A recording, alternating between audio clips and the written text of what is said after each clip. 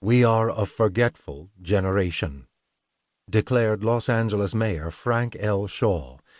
"But pray God that this community will never forget the everlasting debt of gratitude it owes this human diamond. His like we may never see again." It has been said of heroes that for every devoted admirer won on the precarious climb to glory, 2 enemies are incurred. William Mulholland was no exception. Coupled with the outpouring tribute was enough hatred both within the city of Los Angeles and in Owens Valley, 250 miles to the north, to prove he had labored and struggled in the world. There had been many among the mourning crowd who had come not to revere but to damn. Some even blamed him for the violent deaths of their kin. They, too, had left gifts among the tribute offerings. Placed inconspicuously amid the rose petals of a huge funeral wreath draped across the foot of Mulholland's casket was a small glass vial tied with a ragged fragment of red cotton, now faded and stained. Many would have recognized it as a commemorative from the opening of the Los Angeles aqueduct.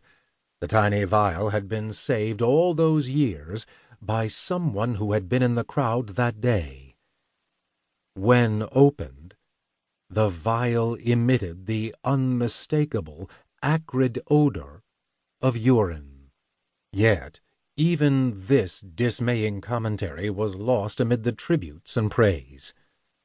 Like Moses, William Mulholland had gone to the mountains and had brought back life, in the form of water, to a city dying of thirst. He transformed a land that could not support 250,000 souls into a flourishing oasis, harboring millions. Once the procession at City Hall ended and the last bereaved were gone, the bronze doors of City Hall were closed.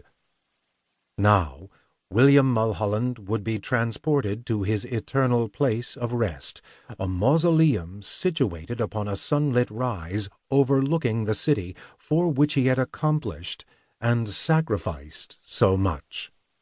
Requiescat in pace, great dreamer, great builder, great friend of our fair and prospering city.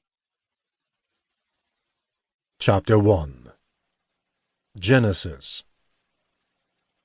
The good works of some are manifest beforehand. 1 Timothy, chapter 5, verse 25. William Mulholland and Fred Eaton set out for the Owens Valley from Los Angeles on September 4th, 1904, in a 2-horse buckboard. Their trek into Inyo County would take 5 grueling days, and the 2 friends decided to camp out along the way, living on a miner's diet of bacon, beans, and hard liquor. They later joked that their route could be easily traced by following the trail of empty whiskey bottles, dead soldiers, left in their wake. The first 25 miles out of Los Angeles were uneventful. Eaton managed to negotiate the buckboard through the familiar dry washes of the Big and Little Tujunga rivers without difficulty. The going got rough when they reached the notorious Newhall grade, where the narrow, unpaved road climbed 42 degrees.